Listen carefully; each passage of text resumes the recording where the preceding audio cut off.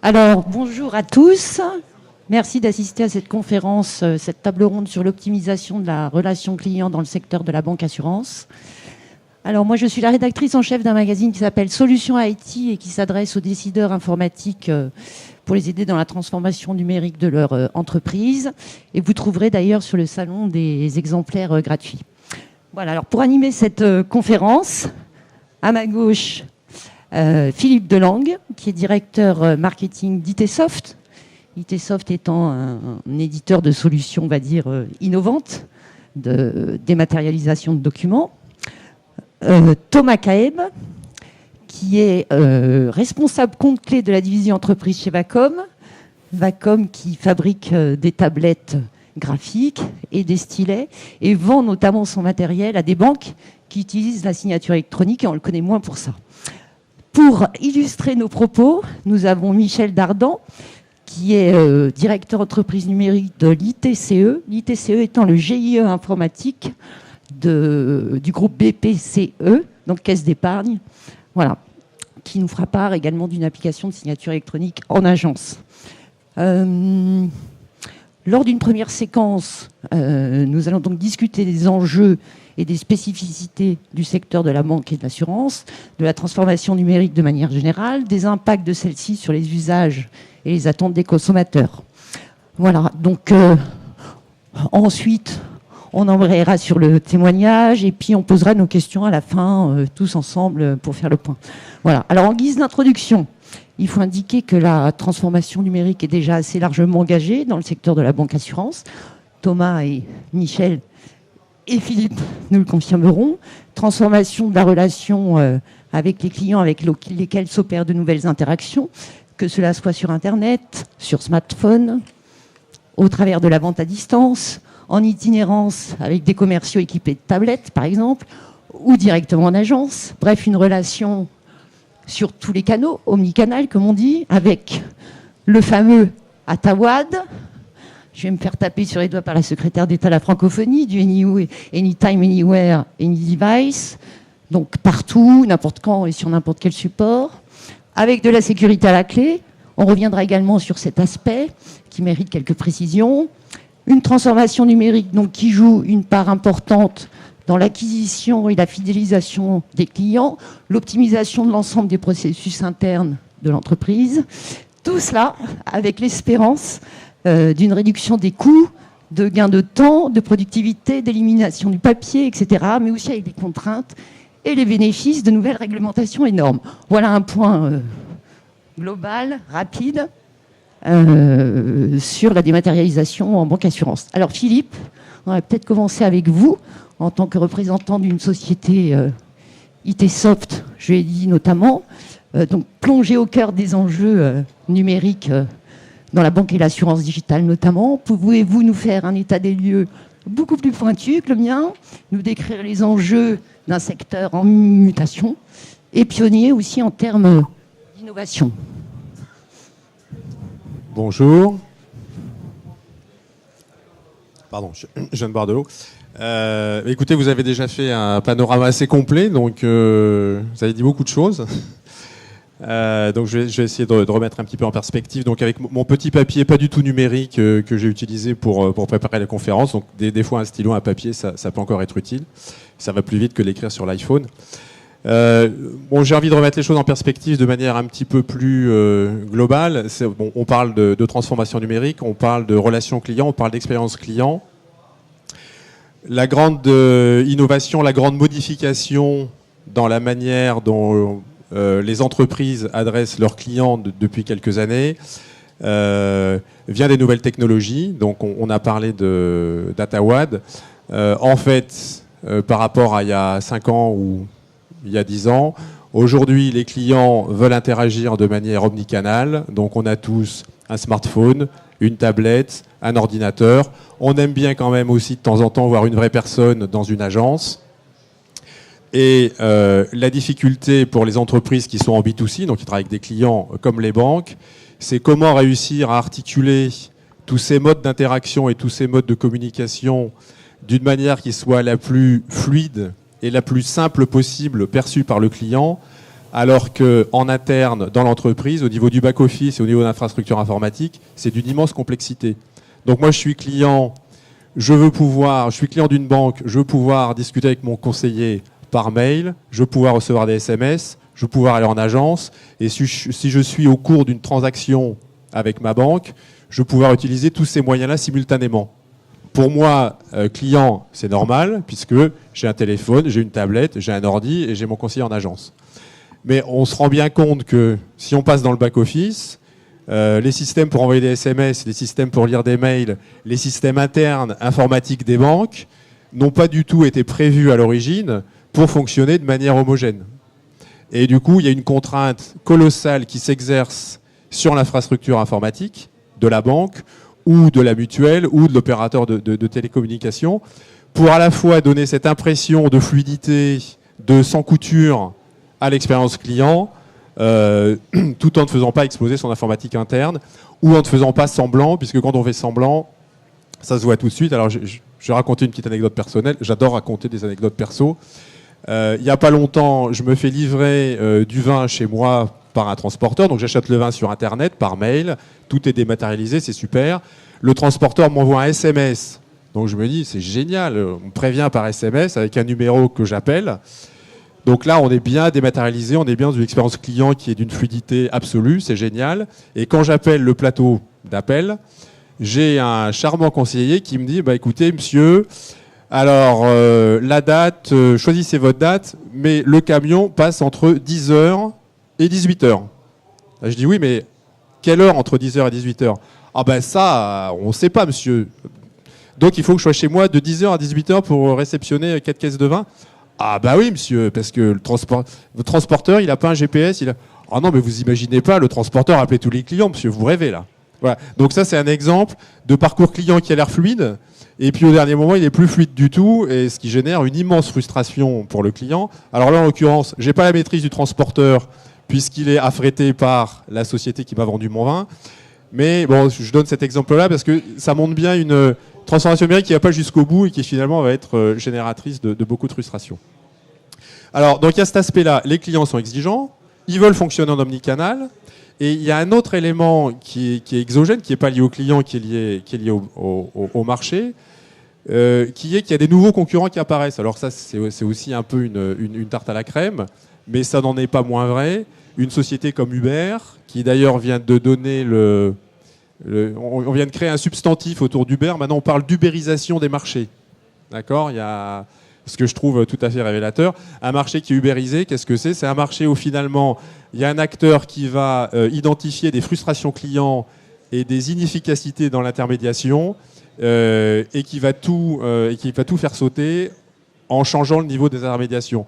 Donc Uber, Airbnb, des structures comme ça. Alors, ça ne s'attaque pas aux banques pour l'instant, mais il n'y a pas de raison que ça n'ait pas lieu. Et quand on voit des très très gros acteurs comme Apple, qui est un facteur de transformation des marchés absolument colossal, qui se met... alors Apple a aujourd'hui la plus grande base de données de cartes de crédit au monde de clients. Hein, quand on s'inscrit sur iTunes, on doit donner sa carte de crédit, même si on n'achète jamais rien. Il y a le paiement sans contact qui est en train d'arriver avec l'iWatch.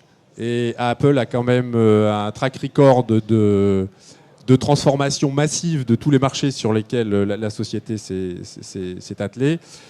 Donc au niveau de la banque, il faut se préparer à des changements. Et du coup, la qualité de l'expérience client devient d'autant plus importante parce que le client est volatile, il peut aller ailleurs. Si on lui propose un système, aujourd'hui, il commence à y avoir des systèmes de paiement par mail.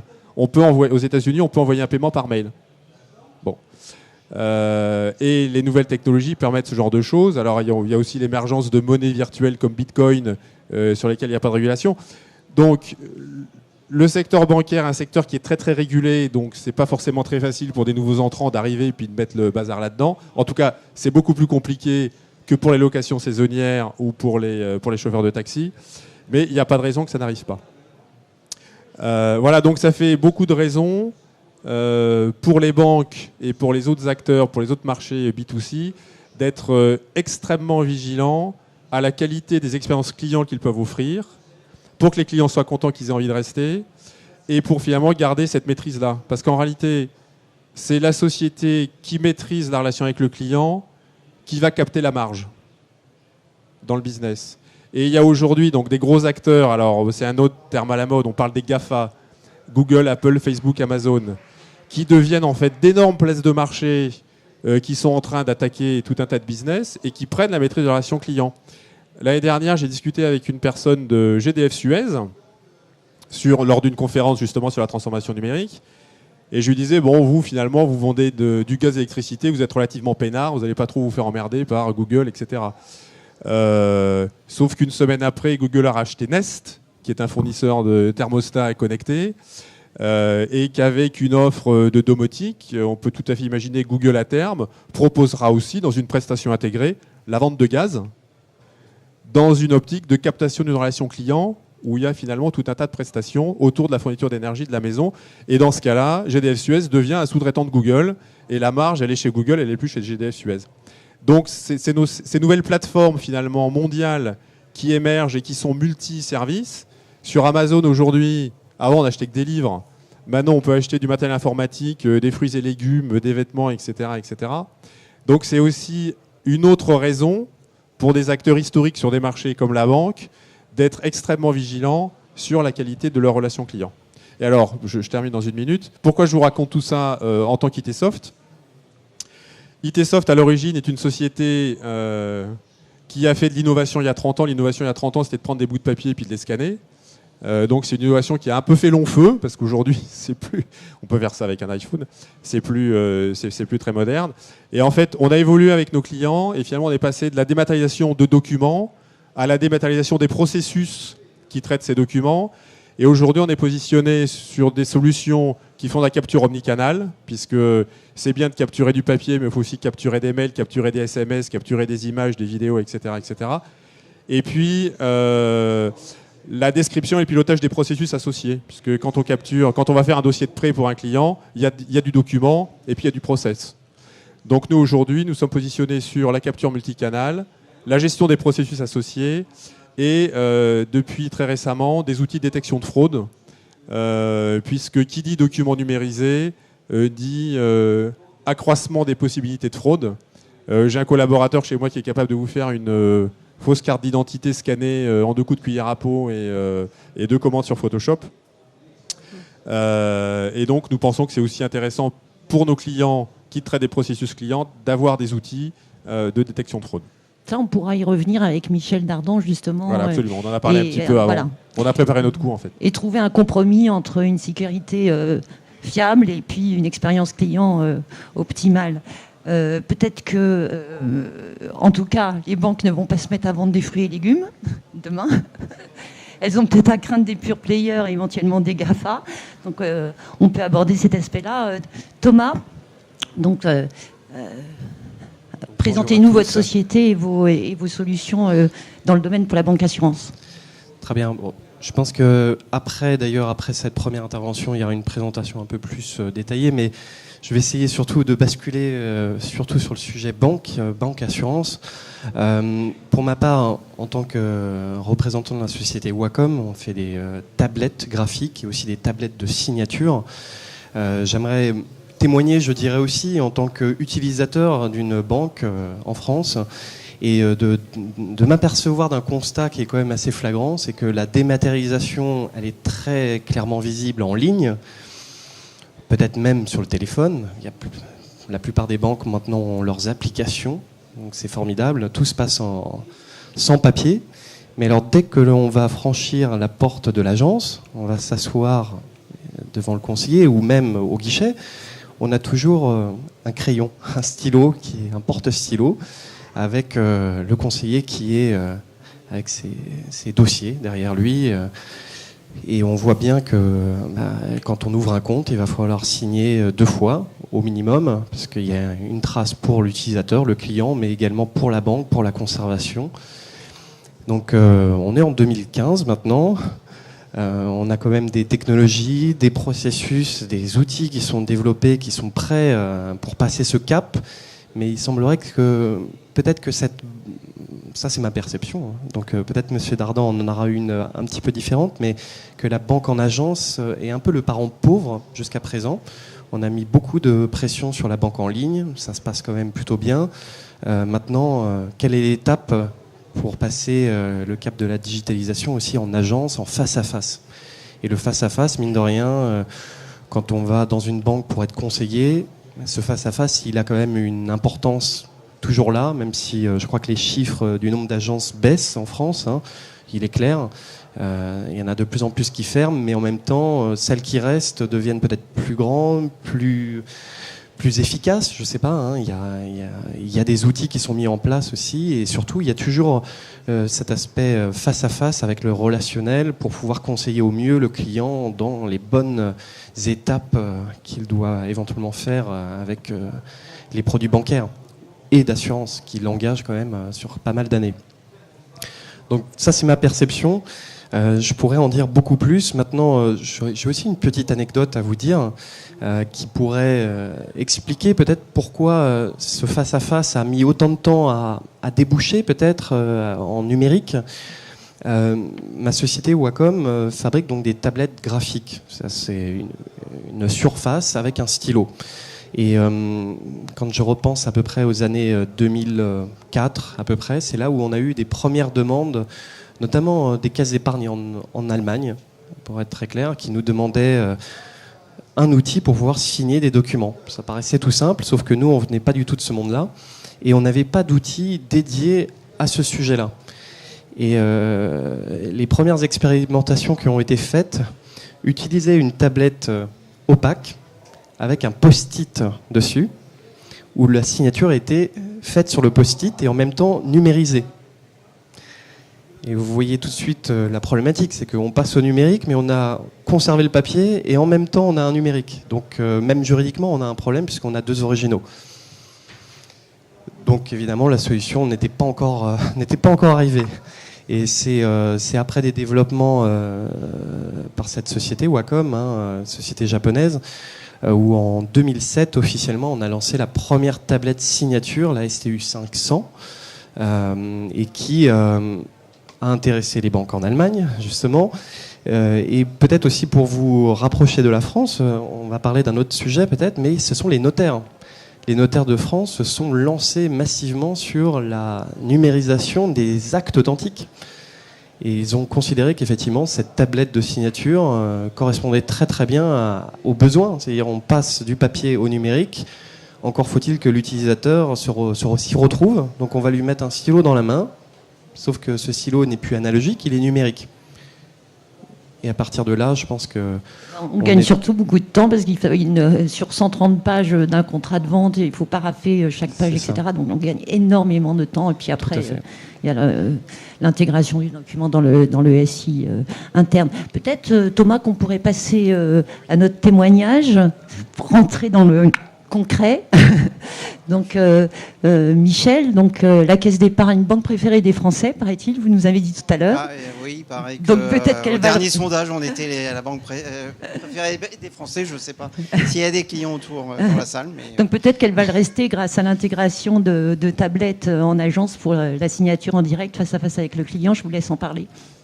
Oui, en fait, ce projet au niveau de la signature électronique en face à face dans l'agence a été initié vraiment en 2011 par une expérimentation suite à une visite d'une des banques du groupe qui s'appelle la BRED, qui elle-même utilisait le matériel Wacom. Et on a essayé pendant 6 mois de faire de la signature. L'objectif premier, c'était la signature de contrats d'actes de gestion et non pas d'opérations que vous pouvez faire au guichet.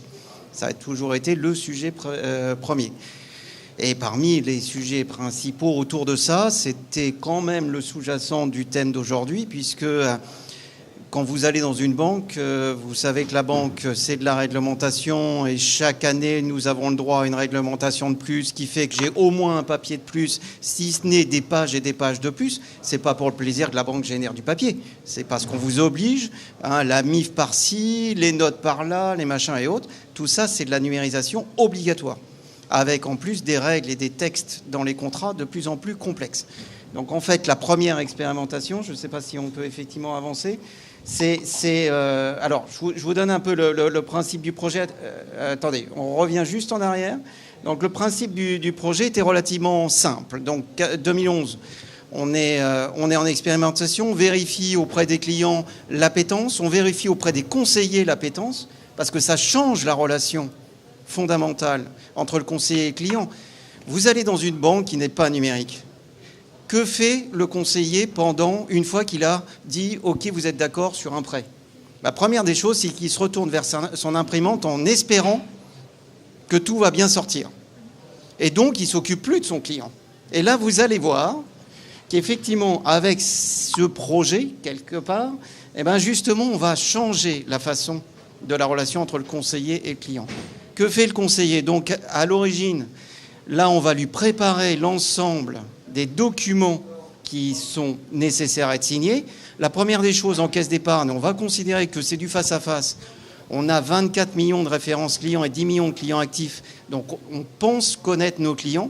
D'accord? Donc, avec une carte d'identité, une pièce d'identité que l'on a ou pas dans notre GED, on va considérer que c'est l'élément d'authentification du client. On ne va pas lui demander un OTP SMS ou Dieu sait quoi. Donc on prend ça dans ce qui est appelé un terme un peu barbare, ICG, infrastructure de confiance groupe, c'est-à-dire quelque chose qui n'est pas au sein de la caisse, c'est un tiers de confiance, d'accord? On envoie juste après, enfin dans le même temps, mais en fait le conseiller ne voit rien, les PDF qui sont associés, c'est-à-dire vous êtes bien d'accord pour signer électroniquement, vous avez bien les contrats, vous avez les conditions générales qui sont associées, donc on envoie tout ça dans cette infrastructure, on fait un calcul, donc c'est juste après. Un calcul certificat client, calculé à la volée, ce tiers de confiance et tiers certificateur. Il fait l'horodatage du document, il est tiers horodateur, donc opposable vis-à-vis d'un juge. L'heure, la minute et la seconde sont certifiés en avance.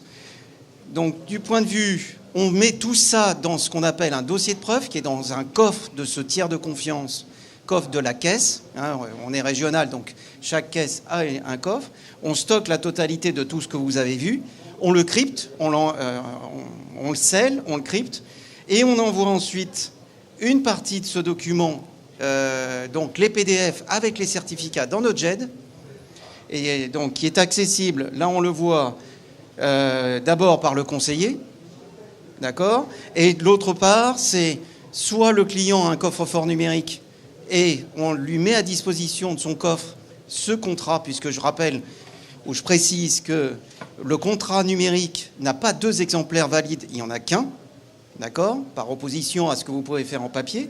Donc il faut qu'on ait obligation de restituer et de rendre accessible ce contrat auprès du client. Donc soit il a un coffre et on lui met à disposition, mais ce n'est pas une copie, c'est bien un accès à notre GED, soit on lui envoie par messagerie sécurisée, avec un lien, il pointe sur sa GED, il peut décider de le conserver de par lui ou pas. Michel, la durée légale d'un document de ce type? C'est la durée légale. Là, on est sur des actes de gestion des contrats. Donc la durée légale, c'est 2 ans au-delà de la fin du contrat. Donc ça veut dire une durée non définie au départ. Hein? Alors, on va oublier très rapidement, si vous espérez faire un contrat immobilier en numérique avec la loi Scrivener, on sait bien qu'il faut recevoir le document chez soi, papier, lettres recommandées et autres. Donc tant que ça n'est pas résolu, parce que c'est pas, là aussi, hein, c'est pas la banque qui veut pas dématérialiser, c'est clairement que la loi ne nous le permet pas. Signer numériquement n'a aucun sens. On peut signer l'offre, mais on peut pas signer le contrat. Par contre, sur des prêts personnels, sur des contrats d'épargne, sur des packages, ça, c'est pas un problème. Donc, suivant votre contrat, par exemple, de compte, c'est la durée de vie du compte. Alors aujourd'hui, on stocke ce document dans des archives au tréfonds de la France, en papier, et fondamentalement, ce que fait le conseiller aujourd'hui, quand il le fait en papier, il le scanne. Donc vous voyez bien que non seulement dans la relation client, on améliore, puisque là, c'est une fluidité, et on va y revenir, c'est une fluidité dans le process. Hein, là, il y a une intervention relativement simple. On verra en quoi Wacom, justement, nous simplifie aussi les choses. Mais aussi pour le conseiller, une fois qu'il a signé que le client est parti, il n'a plus à scanner. Là, j'ai été dans des agences dans l'Est de la France.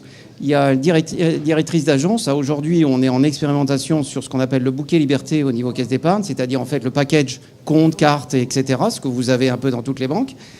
Eh bien, elle m'a dit, mais quand est-ce que vous me le généralisez? C'est 52 pages x 2 que j'ai plus à faire. Le client n'a plus à paraffer tout ça. Et en plus, vous me le mettez tout ça dans le bon ordre. Le client peut les parcourir tranquillement. Ça dure, allez, 1 minute 30, tout compris pour afficher les documents. Et le client, ensuite, va signer. Et la force de Wacom, hein, c'est pas parce que je suis là, mais c'est aussi pour ça qu'on les a pris, c'est de dire, dans les caisses d'épargne, on est parti du principe que signer, laisser votre empreinte de signature sur quelque chose n'est pas la même chose que de saisir 4 chiffres sur une tablette. Et donc, avec la Wacom, le client signe réellement sur la tablette, et cette signature, on la récupère, elle n'a aucune valeur juridique. C'est les doubles clics qui ont la valeur juridique, mais psychologiquement, et ça a été remonté par tous les clients et les conseillers, psychologiquement, vous faites comme si vous signez papier. La seule chose, c'est que vous avez mis sur une tablette, comme vous faites sur UPS et autres. Alors, je crois qu'il y a 1 ou 2 slides après qui montrent quelque chose. Non, bon, donc c'est que celui-là. Donc fondamentalement, dans le process, vous voyez là, l'infrastructure de confiance, la petite flèche va sur la tablette Wacom. Le client a la main sur cette tablette Wacom. Il est dans un espace de confiance, comme vous êtes sur Internet quand vous allez chez un commerçant. Hein, vous savez très bien, vous commandez sur les paniers, puis à un moment, quand vous les payez, vous allez dans la banque de votre commerçant. Mais la banque, le commerçant ne voit pas ce que vous faites. D'accord ? Eh bien, on a voulu le même principe. C'est-à-dire, vous avez l'écran du conseiller qui a toutes ces opérations classiques. Je pousse tout vers la tablette visible face au client. Le client parcourt à sa guise. Il est obligé de passer tous les documents en revue, mais il n'est pas obligé de les parcourir. Et puis, à un moment, il signe et il redonne la main. Mais il est dans un espace, le conseiller ne peut pas intervenir. C'est le fondement même. Et du point de vue fluidité, on a considéré que c'était quand même quelque chose d'assez important et reconnu non seulement par les conseillers, mais je crois que les clients sont effectivement satisfaits. Et là, vous disiez du point de vue Internet, c'est accessible, les contrats sont accessibles, ce qui n'est pas le cas du papier. Les contrats sont accessibles sur Internet. Tout à l'heure, vous avez évoqué un nombre de documents impressionnant, 375 millions qu'on en discutait entre nous avant la conférence. Donc je suppose que pouvoir numériser cette énorme masse de papier et digitaliser dès le départ les documents ensuite, c'est pour une banque, c'est un gain incroyable. Sur effectivement l'opération, oui, on est à ce jour à 375 millions de documents, à peu près 7 millions de documents de plus par mois, alors qui viennent un petit peu de partout. Tout n'est pas scanné par les agences, on a 4500 agences à peu près. Enfin, vous imaginez un peu le nombre de documents, c'est des documents type pièce d'identité, justificatif de revenus, de domicile, mais c'est aussi des contrats qui sont scannés, des courriers qui sont scannés. Mais aujourd'hui, c'est scanné. Avec la signature électronique, ça n'est plus scanné.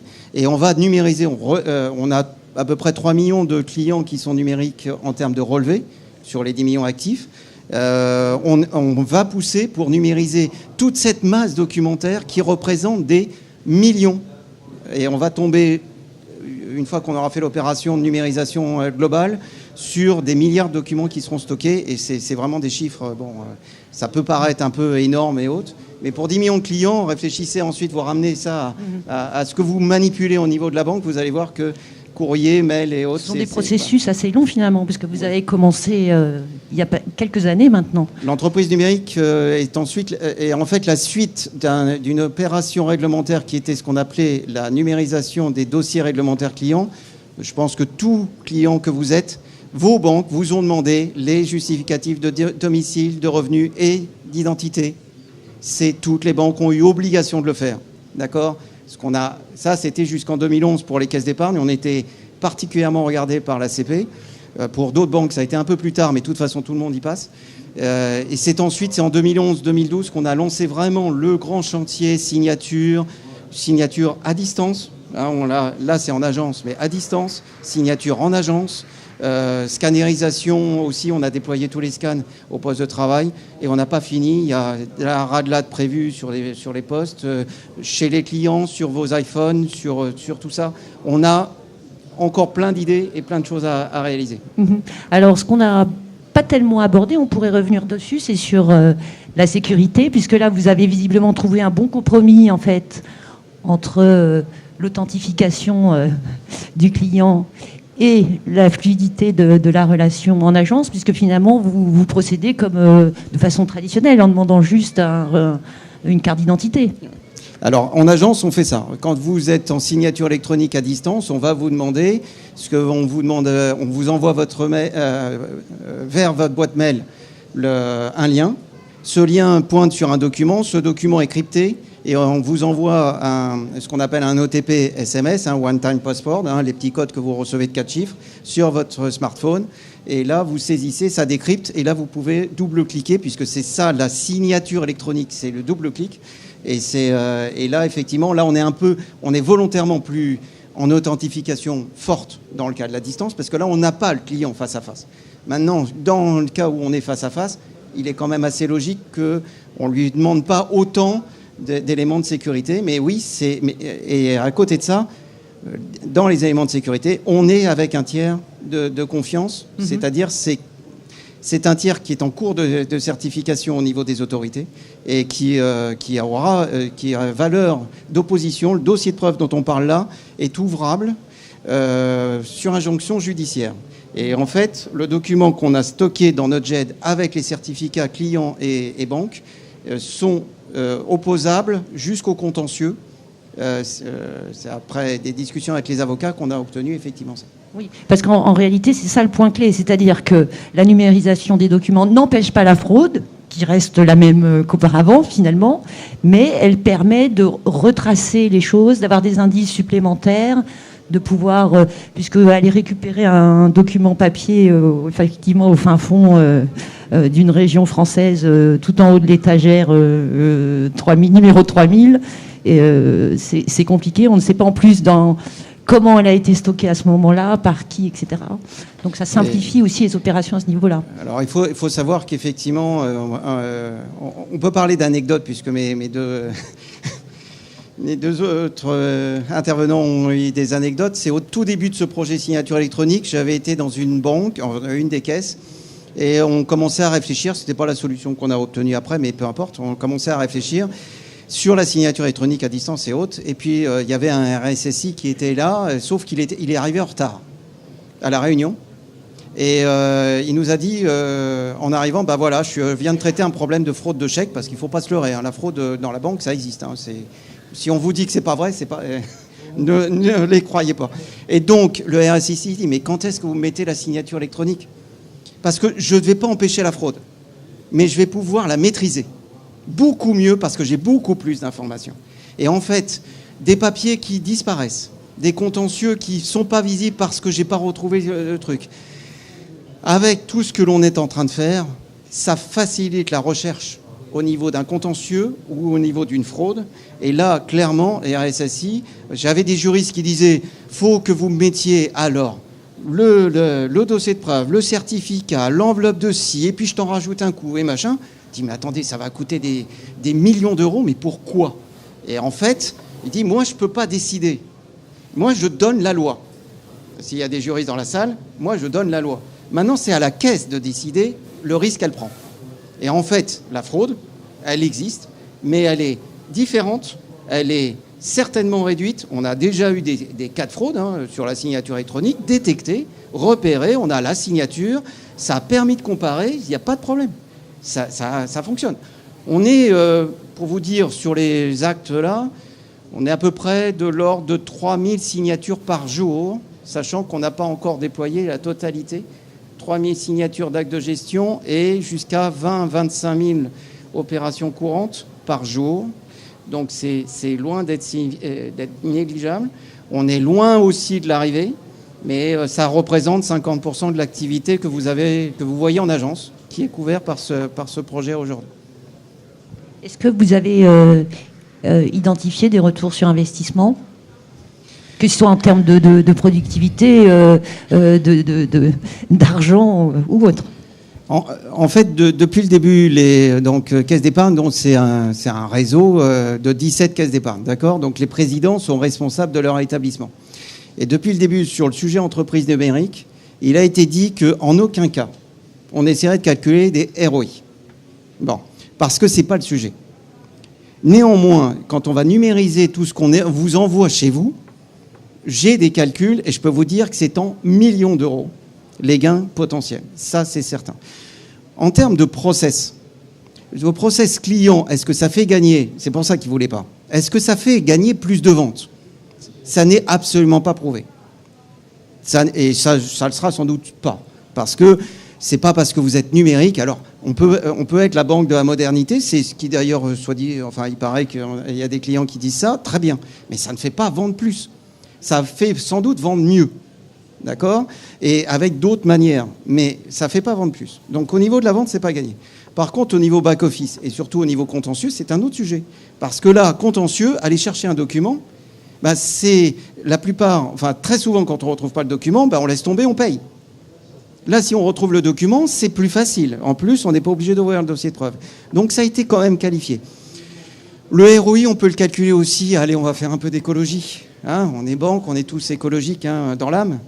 C'est, je ne sais plus combien, on a calculé de milliers, dizaines de milliers d'arbres qui sont sauvegardés par le fait qu'on n'imprime plus. Les tonneurs sont plus utilisés, etc. Et c'est bon, ça a été évalué. Bon, on peut avoir un ROI là-dessus. Mais clairement, le sujet entreprise numérique n'est pas un sujet ROI, c'est un sujet d'amélioration à la fois de la relation client, qui est le sujet d'aujourd'hui, et également dans les process back-office pour faire en sorte d'être de plus en plus réactif face à telle et telle situation qui peuvent être positives vis-à-vis du client. Je retrouve tous les courriers numériques de mes clients facilement. D'accord, dans ma base numérique, je ne me pose pas de questions. Je les ai par un plan de classement. Et également sur des éventuels défauts et autres, ou contentieux, ou discussions qui permettent, vu qu'on a les documents, d'être peut-être plus amène d'écouter le client, puisqu'on sait ce qu'il a et on peut peut-être mieux l'écouter que si le conseiller qui est en face, enfin celui qui traite le prêt contentieux, bah, il n'a pas le document, donc il peut effectivement être plus, pourquoi pas plus agressif. Là, il a tout. Donc j'ai entendu dire, mais j'ai pas de preuve, que le prêt contentieux était mieux résolu par la numérisation. Je ne parle pas de la signature de façon générale, parce que quelque part les acteurs avaient les documents numériques à disposition plus facilement. Merci Michel pour ce témoignage vraiment extrêmement intéressant et complet. Peut-être qu'on peut... Il est 13h déjà, donc il ne faudrait pas que nos spectateurs s'en aillent déjeuner avant qu'on ait terminé. Peut-être un dernier mot sur ce qu'on pourrait envisager dans le futur pour le secteur de la banque et assurance. Philippe, une petite idée ? Je ne suis pas spécialiste, hein, donc il y a quand même ici quelqu'un qui travaille dans la banque, mais je vais juste donner deux points qui me paraissent importants, mais je pense qu'on sera d'accord. En fait, c'est ce que vous venez de dire par rapport à la question du ROI. L'enjeu de la relation client, c'est pas un enjeu d'économie, de productivité, c'est un enjeu haut, c'est un enjeu stratégique. C'est super important. Donc après, qu'on en profite pour gagner de l'argent et pour être écologiste, etc., ouais, bien sûr. Mais la vraie raison, c'est pas celle-là. Et donc, c'est très important de l'intégrer vraiment comme un enjeu stratégique et pas un enjeu tactique d'économie, de réduction de coûts. Ça me paraît absolument fondamental. Et après, je pense qu'on a beaucoup parlé d'un point qui est aussi très important par rapport à la fraude ou la détection de fraude, qui est effectivement l'arbitrage sur lequel les juristes n'aident pas, en fait, parce que le juriste, il n'est pas dans une posture business, il est dans une posture de juriste, qui est quel niveau de sécurité, détection de fraude mettre pour optimiser une double contrainte qui est d'une part, pas se faire empapaouter par les clients, et d'autre part, ne pas leur proposer un processus tellement complexe qu'ils vont aller ailleurs. Et ça joue dans les deux sens. Donc effectivement, il faut que la signature soit facilement faisable, parce que si c'est trop compliqué, on ne le fait pas.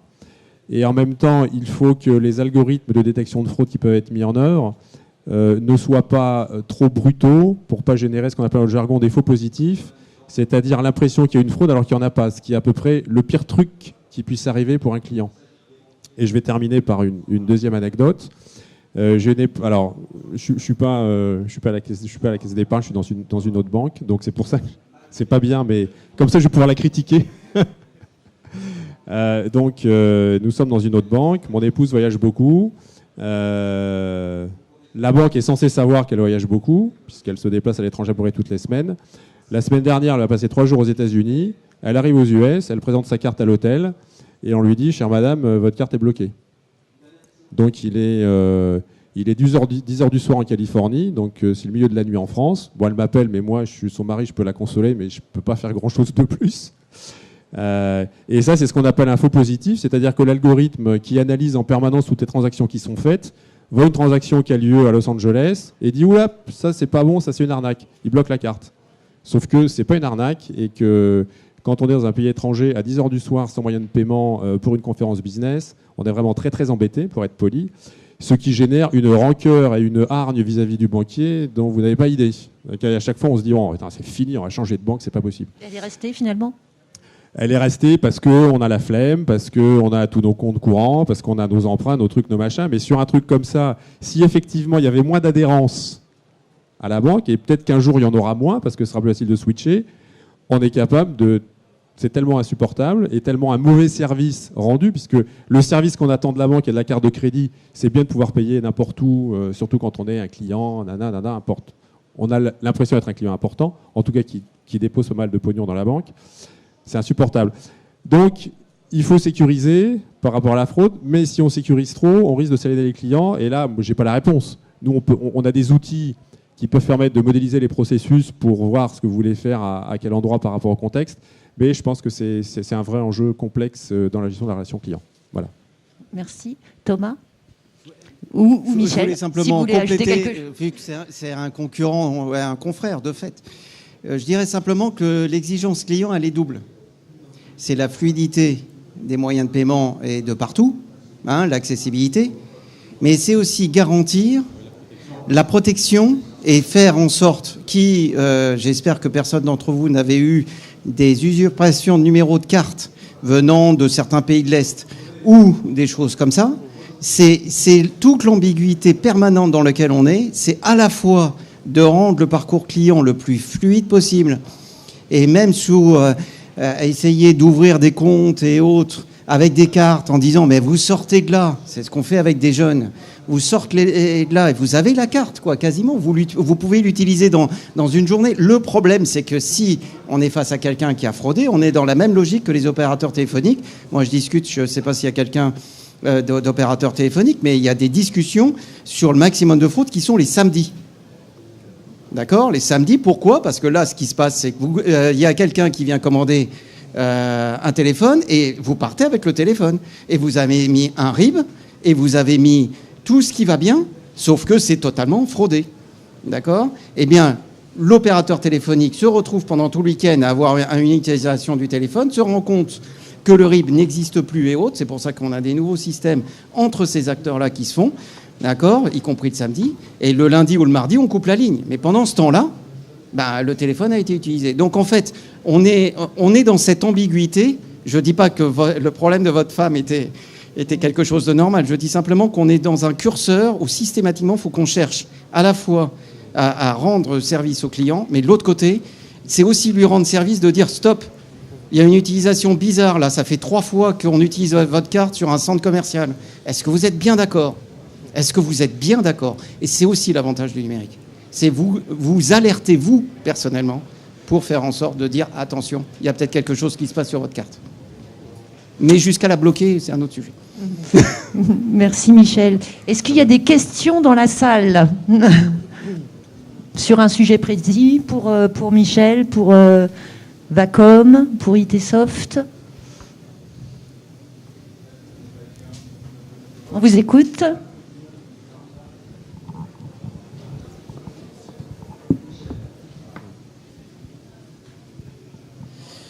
Je voulais juste savoir pour justement l'exemple de la banque et en agence, comment le client, une fois qu'il se retrouve chez lui, est-ce qu'il peut consulter, comme on consulte sur papier effectivement le contrat qu'on reprend chez soi, Et est-ce que c'est dans un coffre-fort numérique, voilà. Alors là, je vous donne mon exemple, hein, parce qu'après chacun fait comme il l'entend. Là, clairement, on vérifie que le client est équipé d'Internet. Ça, c'est déjà ça paraît idiot, mais quand on souscrit par exemple un compte, faut pas oublier qu'on est très régional, hein, d'accord. Donc on est très focus Paris ici, mais tout le monde n'a pas forcément Internet. Premier point.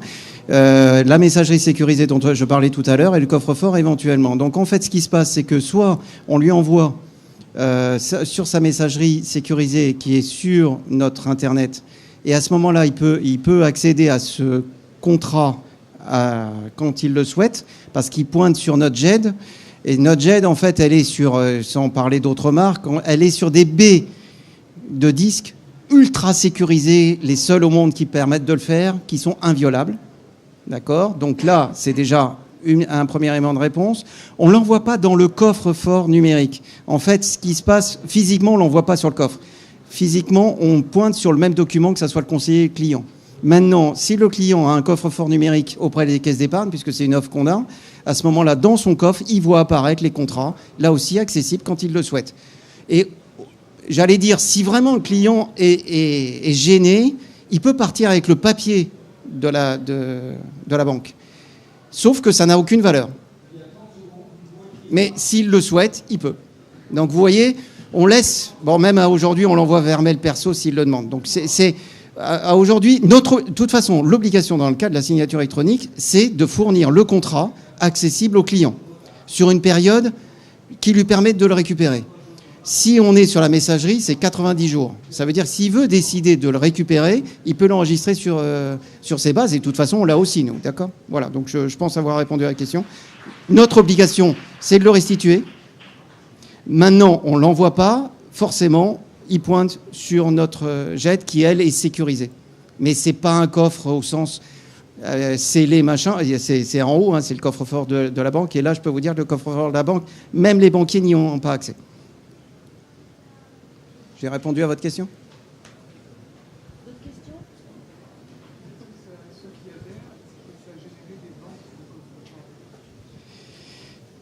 Je ne sais pas si vous avez entendu la question. Est-ce que le fait d'adhérer a généré de la vente de coffre-fort numérique ? En fait, si vous voulez, c'est avec l'offre. Là, c'est ce qu'on est en train de mettre en pilote avec ce qu'on appelle le bouquet liberté, dans lequel il y a le coffre, où le conseiller va singulièrement vous suggérer de prendre le coffre.